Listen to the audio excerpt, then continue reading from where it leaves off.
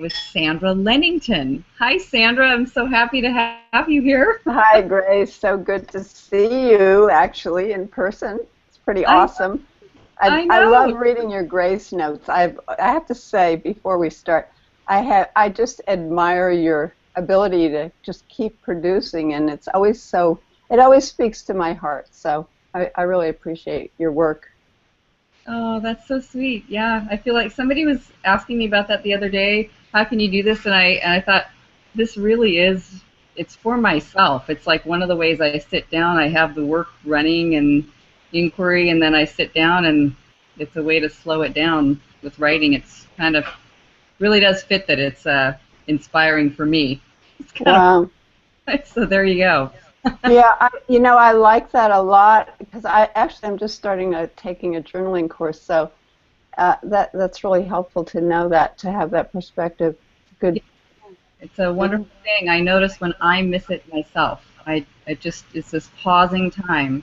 And what a perfect segue, really, for the work, because I have gotten so much out of the work by writing. But let's just start from the very beginning. I love asking, so the work has this component of writing, where you're writing down and identifying what it is that you're thinking that's running in your life that's stressful.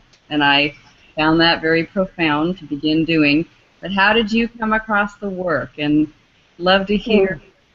yeah, when you found it, when you started using it, what inspired you about it, and maybe even how it began to change something in your life for you.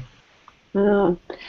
Well, actually, my history before I found the work was what of having been in recovery for a long time from drugs and alcohol and food and every other thing that I could find to change how I feel.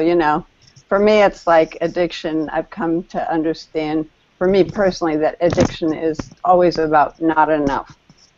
Or as Byron Katie says, scarcity. And I was in a place, it was probably before I found the work, I had an experience that really made me available to find it in the first place. And in recovery, there were two old gentlemen who used to, Joe and Charlie, who used to do 12, the big book uh, programs where they would go through the big book, which is kind of the Bible, as it were, for AA and NA and all the other 12-step programs. And they said something that just opened my eyes, and that was, and it's right out of the big book, I don't know how I missed it in all those years, was the main problem of the alcoholic centers in his mind. That sentence alone, I went like, holy crap, because all these years, and I was in my 60s already when this happened, so And all you these, you had already been sober and in yeah, recovery. yeah, I was sober, but I kept relapsing after like 12 years, and then I relapsed, and I do 3 years, and then I relapsed. I never realized ever that because I think something doesn't make it true. It's going to sound really inane, but I thought, like, you Sounds know, yeah, if I've got a thought and you've got a thought, I'm right and you're wrong, and I should set you straight. I mean, how crazy. They talk about the insanity. There you go. yeah. Well, So I it love was, one of the reasons I wanted to. I love talking with you today is because of how profound the 12 steps has been for me, and I was really involved 20 years ago. My entry is eating, and but I love same thing. I think there was some point when I read somewhere we're really addicted to our thinking, to being right or something. It wasn't in the AA process, but I was like, oh my God, that's true. yeah, it's such a revelation. It's huge. It's so big. Because then all of a sudden I'm going like, oh my gosh, what everything, like my whole life. It's pretty. It was a huge epiphany. Yeah. So I love that foundation of the 12 steps of the program of recovery underneath. But the other thing that happened for me was that I was sober, but I wasn't happy. I was angry. I was really, really angry still.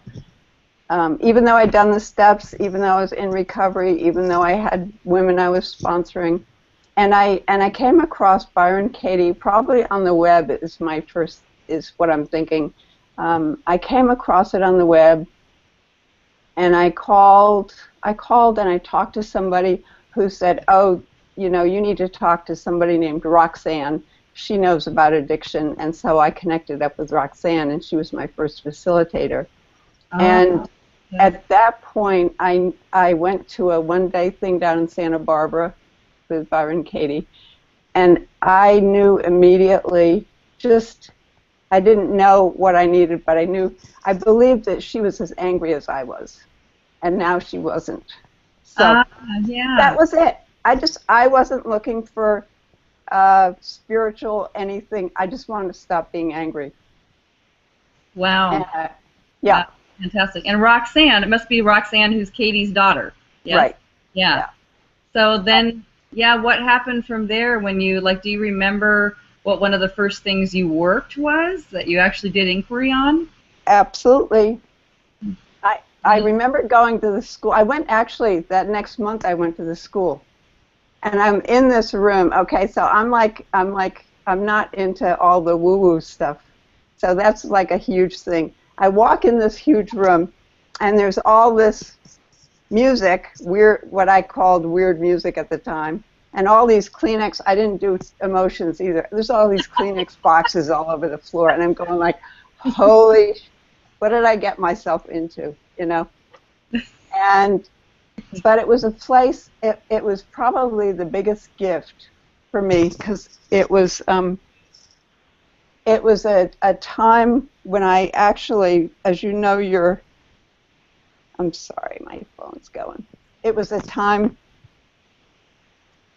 where I didn't have a phone, I didn't have any access to outside anything, nothing, and I just was stripped bare. So that, to answer your question, actually, I was about ready to leave, actually. I walked out the door, and there was a woman who was about my age, also with my name, Sandra, there, and she grabbed me, and I worked my first thought, which is, I hate myself.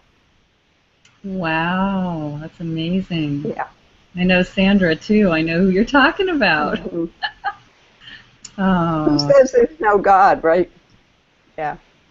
So it was incredibly moving, really. Wow. And I shed tears there, which was really interesting for me. So that was for you too. That was huge. That was huge. Mm. So yeah, and that was the beginning. So then from there, what did you find in your life as you had this, big experience, plus going to the school is 9 whole days. You're doing the work. Oh yeah. Start with I hate myself. I'm laughing because my mother's birthday was on April 13th, which was the day we got out, and I called her and I had a talk with her because my whole relationship with my mother has been transformed through this process. I had a conversation with her where I was able to tell her what I really appreciated about her, and the first thing, and it was her birthday, so she hadn't heard from me. So the first call I made was to my mom, and I'm going like, happy birthday to you, happy birthday. So I sing the happy birthday song thinking, and her first response to me was, what kind of a cult are you in? What's this? I'm going like, okay, stay calm. But we actually had a conversation where I was able to share with her how much the things that I really truly appreciate, and she was able to hear, which is even bigger. So that was pretty awesome. So that was kind of like a beginning. Yeah. Wow. But then when I got home, I realized I still had a lot of trouble doing like the turnarounds and stuff. So I actually eventually, I think probably maybe about 6 months after that, I started doing the work online with a group of people. Like I ran a popcorn thing, and we did the work every single day together for 2.5 years. By phone. Fantastic. Whoever showed up, yeah. It was like on a teleclass, so everybody called in? Ah, Yep. awesome. And So it was, did you do that and just for anybody who was interested in the work who would find that you were doing it and you would just yep. offer it? Oh, that's fantastic. Yeah. It was fun. It was really awesome. So Yeah. yeah. Yeah, that's really good. So, how do So you how do you think it's affected your 12 steps or your sense of sobriety now, or how did that, how to just bring in the work? Like finally you have this core. Oh, it's my thinking. right. So I think what happened, I think the actually before, it may have been right around when I also started to, and I just want to talk about an, another gift that was really from doing the work is I think is was finding my innocence and understanding that back to your thinking that I acted in ways because I believed what was up here, just like everybody else is acting. And in that, I was able to find my innocence because there were a couple of incidents in my life that I felt so guilty about. And Mm. so just being able to find that innocence was extremely transformative of, because there's a lot of shame and guilt that goes with some of the stuff that I did do. Didn't make what I did okay, but I just think the understanding and being able to be present for that.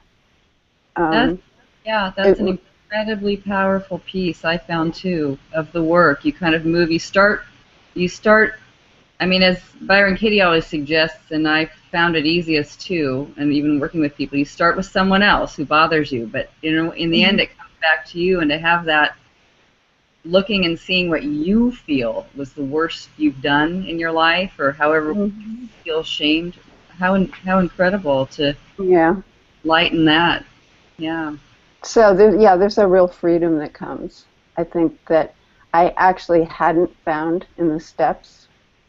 Not because of any fault of the steps, but it takes each one of us what it takes, and I think the piece of believing those thoughts, what I kind of to take the 12 steps to the work when I'm believing here what I think, it's like living in question 3 of the work. That's my reality. I'm in question 3, Yeah, and and just to and say, people can't remember which question it is. It's how do you react when you believe believe what you're thinking? exactly. How do you act? How do you speak? How do you talk to people? How do you behave when you believe this thing that's stressful? Yeah. Exactly. Yeah. And then, so I think the probably the biggest one of the biggest things then also for me is I think finding a place of just learning to live in the love, which again is kind of like going back to the questions, is like living in question 4, which is how who are you then without the belief. And the other piece that comes for me, actually, and I'm sure for you as well, you've got other influences, other programs and things. I think the whole area of mindfulness really has been transformative, and because that's really it all fits together like a huge jigsaw puzzle, and just like living in question 4, which is being present right now. Who am I without that thought, and just being present in this moment with a beginner's mind. And I know, you're probably aware of the set aside prayer. Having been in recovery, God, allow me to set aside everything I think I know about myself. I do my own about others and about my spiritual path for a an open heart and a new experience of myself, of others, and of my spiritual path. So it's just kind of like that beginner's mind of being teachable. So sweet. That's Yeah. great. I love that. Yeah. Yeah. And I love what I sometimes like, I thought of with myself too, is sometimes I would think, okay, this question 4, who would you be without a thought? Who would I be? I love that set aside. If I set aside this thought, if I set Mhm. aside what I'm thinking, and that it's okay to just be imagining who you'd be. You don't have to suddenly Yeah. be filled with oh, I'm this incredible peaceful thing. You just get to use your imagination because your mind is pretty amazing at imagining. So let's imagine this, who you'd be without the thought. Yeah, yeah. That's great. Yeah. So yeah, and I think also as the women I sponsor, who as you know are can be pretty anxious and get out there. It's so easy just to bring them back to the present moment. And again, I suppose that it fits with the work, but it's also maybe more mindfulness. But just in this moment, except for what you're thinking, are you okay? Are you breathing? You have enough food in your stomach? Do you have enough air to breathe? How are you feeling? And just bring them back, just constantly. And I think the stress, actually, what I've seen change in the few years that I've been doing the work, obviously, is an emphasis on speaking to specific circumstances and actually bringing it down, because I think it's really important for me, anyway, in my life, that I ground it. You know, how am I relating to my husband, for example? How am I relating to, which is still a huge issue for me. I have a tendency, you know, it's a challenge sometimes, you know, for me. And the interesting thing, this is kind of a little bit off the work, but it all fits, is noticing that the things that I don't like in him, I finally have been able to know that they're the things in myself that I don't want to own. Here's a guy who like can watch television and cry at commercials, and I'm going like, and over here is somebody who doesn't do tears that easily or well even yet. So it's like, you know, it's over there, so I don't have to deal with it, you know. So I think it's a really practical. I need practical stuff. I don't like, you know, it's all fine to sit on a mountain and do your meditation and stuff, and I'm sure that's wonderful, but for me, I like to see it. Yeah. In real. You know, I need God with skin on. That's it. I need human beings. I love it. I love it. I know. Yeah, it's got to be right here. Yeah, right here. And I love what you just said about the most simple way. Who would you be without a thought? And just sit there, like just being in the present moment. It is a very mindful. I heard somebody speak to inquiry as mindful-based stress reduction. Ah. Our technical term of what the work could be called, you know, and it is, you know. I like that. Yeah, that's awesome. So what do you do now in your life with respect to the work? What do you want to share in case people are watching? And you know, I have actually I've used it with a few of the women I sponsor, but usually I've found it more effective with people who were in a similar situation to mine, where they have the sobriety, I mean, they're sober or abstinent or whichever. I qualify for all the 12 steps, you name it, and I've got it. But I think for those who already have a foundation or a basis, it's been really a powerful thing.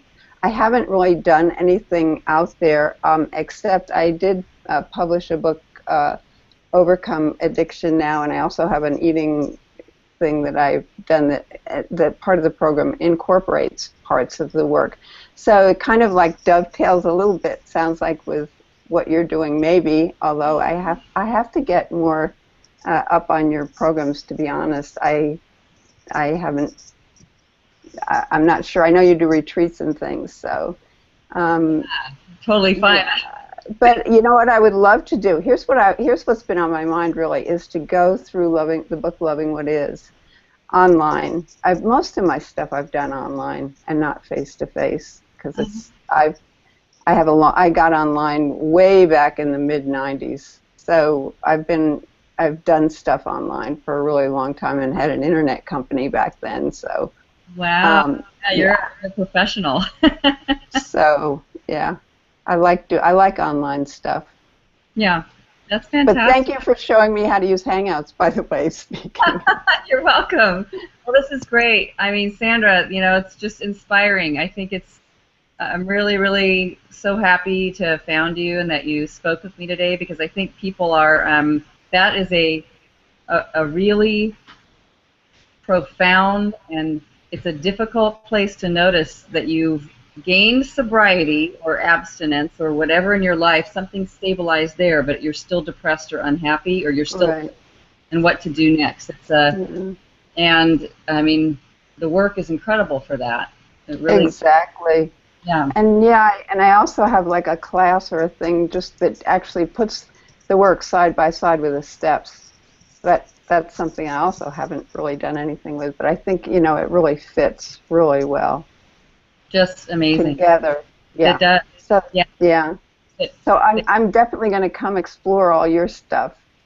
oh, that's awesome. Yeah, probably the thing that fits the closest is, because I just do retreats that are straight out the work on whatever, but I do eating peace, because my issue was terrible eating disorder starting as a late teenager and taking really about a decade to get balanced from. But it wasn't until I found the work that I felt I know exactly what you're talking about. I probably had another decade of some anxiety or still body image or perfectionism or worry. I wasn't binge eating anymore. I wasn't starving myself anymore, but the negative self-talk was still there. And then when I found the work, that dissolved over time. And so remind me again. I know we talked briefly, but remind me again. You were quite young then when you found the work. Not so much the work. So the work was right when Katie's book came out, like 2003. Oh, but okay. I already had. But when I first found it, I just began doing the work on everything else. It's just that then, as I moved into it, and I had a master's degree in counseling, and I was just working very part-time with young kids at home, one night a week, to be honest. And so, but I had all this knowledge and, began to do the work. And then after some time, it dawned on me, like, wow, especially after I did the school. After I did the school, I thought I could understand some of the things that I was believing when I had my eating disorder, that I suddenly realized, oh my God, that's what was going on that whole time. I hadn't thought. So I realized I wanted to begin to pull in some of the threads of recovery from that eating disorder and bring it into what I was doing with the work. And so that developed this thing called Eating Peace. And it's very, mindful eating and like an online presentation with different things like from Janine Roth. So we do live, we do the work, but there's much more too combined together. So I love doing it. I just love it. Oh my gosh, that's awesome. I love that you're pulling that together that way. It sounds really similar to what I should have connected with you years ago. We found each other now. We'll see where this goes. This is great. Yeah. Who knows? Sandra, thank you so much. It's been an awesome and delight. Thank you, Grace. I love your name, by the way, too. It's perfect, Grace. Isn't that a good name, isn't it? Grace? Grace is one of my favorite things, is Grace. Oh, yeah. No. It's good to have this name and like have it, remembering the grace that's possible. Isn't that true? It's like, yeah, it's a good reminder. Thank you, Sandra. Thanks, Grace. Wonderful to be with you. Bye-bye. Bye-bye.